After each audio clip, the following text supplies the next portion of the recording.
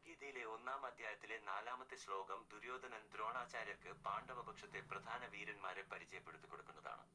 ആദ്യം നമുക്ക് ശ്ലോകവും അതിന്റെ ലളിതമായ അർത്ഥവും നോക്കാം. അതിനുശേഷം അതിന്റെ ആഴത്തിലുള്ള അർത്ഥത്തിലേക്ക് കടക്കാം.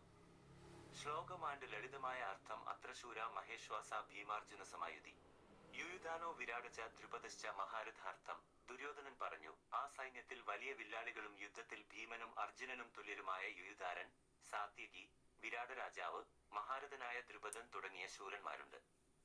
ശ്ലോകത്തിന്റെ ആഴമേറിയ തത്വചിന്ത: ഈ ശ്ലോകത്തിൽ പാണ്ഡവപക്ഷത്തെ വീരന്മാരെ ദുര്യോധനൻ വിശേഷിപ്പിക്കുന്ന രീതിയിൽ അവന്റെ ഉള്ളിലെ ഭയവും അസൂയയും വ്യക്തമായി കാണാം. 1. ഭീമനോടും അർജുനനോടുമുള്ള ഭയം. ദുര്യോധനൻ പാണ്ഡവപക്ഷത്തെ മറ്റുള്ള വീരന്മാരെ ഉപമിക്കുന്നത് ഭീമനോടും അർജുനനോടുമാണ്.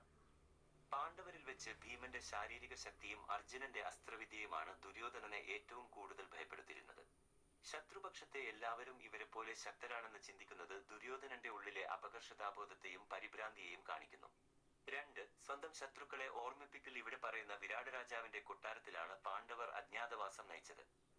അവിടെ വെച്ച് കൗരവർ വിരാടന്റെ പശുക്കളെ പിടിച്ചെടുക്കാൻ നോക്കിയപ്പോൾ അർജുനൻ ഒറ്റയ്ക്ക് വന്ന് കൗരവപ്പടയെ മുഴുവൻ പരാജയപ്പെടുത്തിയിരുന്നു. അതുപോലെ ദ്രുപദൻ ദ്രോണാചാര്യരുടെ പഴയ ശത്രുവുമാണ്.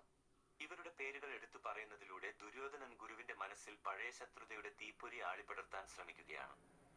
3. മനസ്സിന്റെ ഭ്രമം. തന്റെ പക്ഷത്ത് ഭീഷ്മർ, കർണൻ, കൃപർ, അശ്വത്ഥാമാവ് എന്നിങ്ങനെ ലോകം കണ്ട ഏറ്റവും വലിയ യോദ്ധാക്കൾ ഉണ്ടായിട്ടും ദുര്യോധനൻ ശത്രുക്കളുടെ ശക്തിയെ വലുതായി കാണുന്നു.